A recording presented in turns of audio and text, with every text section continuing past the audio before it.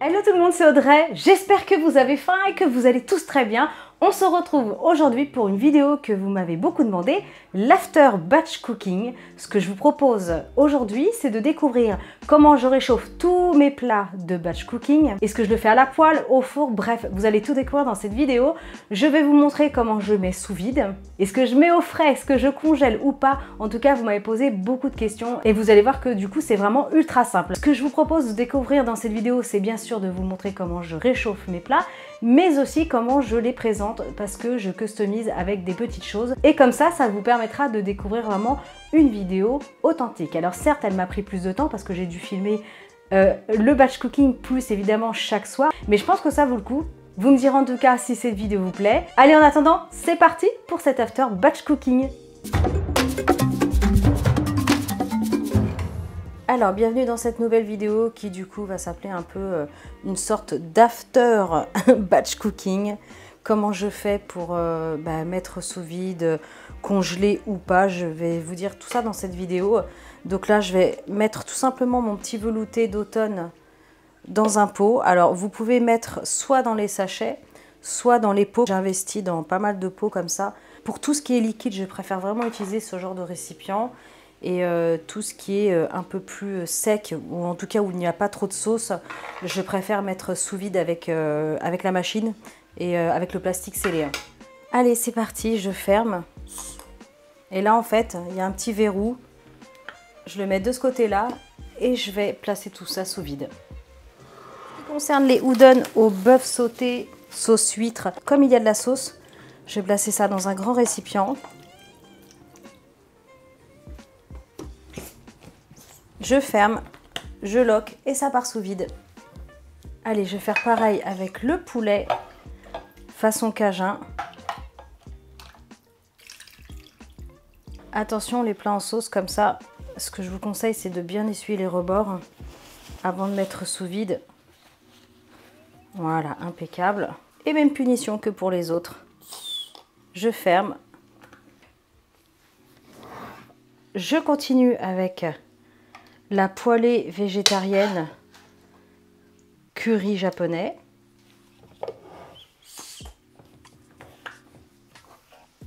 Légumes automnal avec la sauce chimichurri. Oh là là, ça sent tellement bon. Alors là, je vais utiliser 2 pots parce que j'en ai fait quand même pas mal.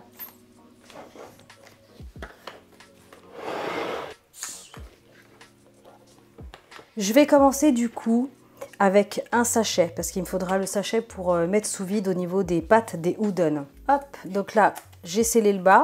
Ok, une fois que j'ai choisi la taille, j'ai juste à couper ici. Hop, et là, du coup, j'ai un sac qui est parfaitement scellé. Là, c'est bon, j'ai placé les udon à l'intérieur. Ensuite, j'ai plus qu'à soulever ici.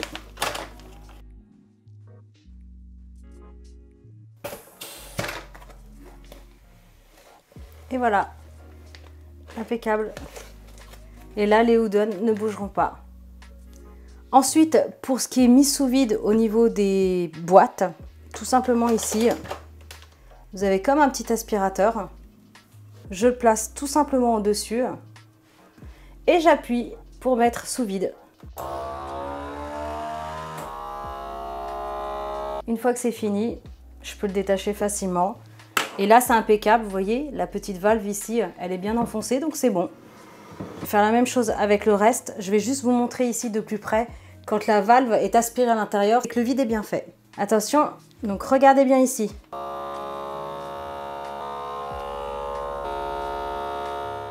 Donc voilà ce que ça donne une fois que tout est mis sous vide. Les rôtis, le curry japonais, le poulet façon cajun. Là-bas, on a le velouté automnal. Et enfin ici, les nouilles udon et le bœuf sauté. Ok, nous voilà donc lundi soir pour le premier repas. Je vous laisse juste écouter le bruit parce que là, donc il est encore sous vide. Écoutez bien. Et voilà. Je vais le réchauffer à la poêle, vous allez voir, ça va très vite. Allez, je vais le réchauffer sur feu moyen, tranquillement. Comme je vous avais dit dans la vidéo donc, de batch cooking que vous avez déjà vu, j'ai préparé quelques pâtes. Des pâtes en 3 minutes, hein, ça va super vite. Alors, préparez la dose que vous voulez. Hein. Moi, je ne suis pas une grosse mangeuse de pâtes et de riz, donc il n'y a pas grand-chose généralement dans mon assiette. Mais voilà, faites vraiment par rapport à vos envies et vos goûts. Regardez, hop là, le poulet a bien réchauffé avec les poivrons, les épices. Moi, j'aime beaucoup hein, quand il y a beaucoup de sauce, beaucoup de jus. Touche finale très gourmande, du bon parmesan. Là, c'est un vieux parmesan de 24 mois. Il est magnifique. Petit repas très sympa de lundi soir. C'est fameux. Trop bon. Allez, on est mardi soir. Comme d'habitude, le petit pchit à l'ouverture. La petite bulle d'air, elle se remplit. Donc là, c'est impeccable. Regardez, ça n'a pas bougé. Hein. Oh, ça sent trop bon. Alors, ce que je vais faire, je pourrais tout à fait réchauffer tout ça à la poêle. Mais je vais les repasser au four. Histoire que ça ne se compote pas de trop, en fait. Si vous voyez ce que je veux dire. Parce qu'à la poêle, je sais qu'ils vont avoir tendance à se ramollir ensemble. Surtout si je le fais à l'étouffer. Que là, au moins, ça ne sera pas le cas. Mais voilà, c'est vraiment une question de choix. Hein. Vous pouvez réchauffer tout ça dans une grande poêle. Il n'y a aucun problème. Donc là, ça va être vraiment quelque chose d'entièrement veggie. Je vais réchauffer aussi un bol de velouté que j'ai préparé pour accompagner ce petit repas. Alors moi, je vais réchauffer au four à 150 degrés, chaleur tournante, hein, tranquillement. Allez, une bonne vingtaine de minutes. À tout de suite.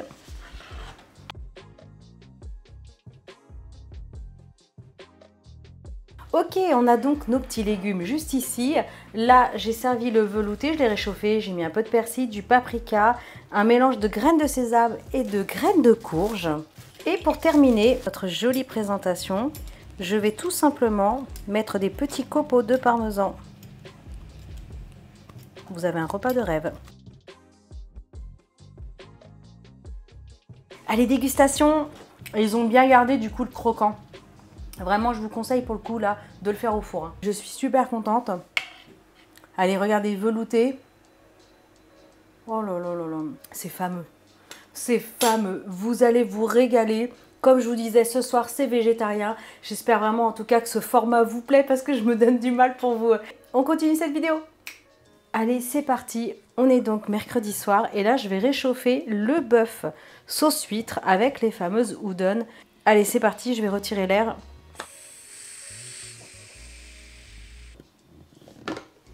Impeccable. Ça sent super bon, hein. Rien à bouger. Pareil pour les udon. Le sous-vide est bien resté. Contrôlez de temps en temps. Hein. Il se peut que des fois le sous-vide soit mal fait, qu'on ne s'en rende pas compte. Donc contrôlez. Mais là, vous voyez, donc tout est toujours bien serré. Concernant ces petites boîtes-là, bah, c'est tout simplement la valve ici qui va être de gonfler si ça n'a pas marché. Donc là, elles sont déjà cuites, parce que je l'avais déjà fait. Allez, je dépose les udon. Alors, les udon, elles se collent entre elles, hein. C'est tout à fait normal. Je réchauffe tout ça sur un feu moyen, dès le départ, avec le jus. Comme ça va bien les décoller, les hydrater. Et avec le bœuf. Je couvre sur feu moyen en gardant un petit œil dessus. Donc là, c'est bon, c'est réchauffé, il n'y a plus qu'à servir, je vous montre tout ça.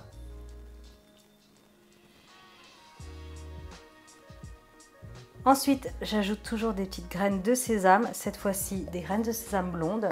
Et enfin, un petit mélange un peu pimenté relevé, c'est un mélange japonais, je ne sais plus si c'est 5 ou 7 épices, j'arrive pas à me souvenir. Mais dedans, il y a de l'écorce de mandarine et du piment. Et franchement, c'est super bon, c'est juste relevé comme il faut. C'est trop bon. Et je vais ajouter une touche finale. Évidemment, tout ça, c'est facultatif. Mais voilà, j'ajoute ça. C'est du sésame torréfié et tout simplement moulu. Et ça donne un petit goût léger de cacahuète sur le dessus. C'est trop bon. Et enfin, touc, mon huile de sésame préférée. J'en ajoute un petit filet. Et alors là, je peux vous assurer que vous avez un repas du feu de Dieu. Dégustation et après, je vais servir tout le monde. C'est bon. Le bœuf est tendre. Les udon, c'est trop bon. C'est trop bon. Validé. On est donc mercredi soir, c'est parti. Et ce soir, c'est hop là, curry japonais végétarien. Je vais réchauffer tout ça dans une petite poêle, ça va être nickel avec un couvercle. Allez, c'est parti sur un feu doux moyen tranquillement, une petite dizaine de minutes à couvert. C'est parti pour notre petit curry japonais.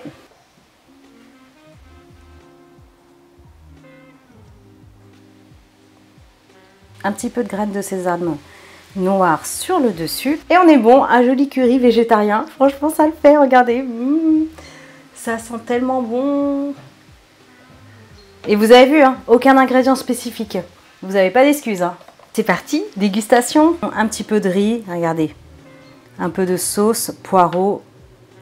C'est super bon. Pouh, franchement, regardez, on recommence. Un petit peu de riz. Allez, sauce, carotte. C'est validé. Franchement, foncez, hein, vous allez adorer.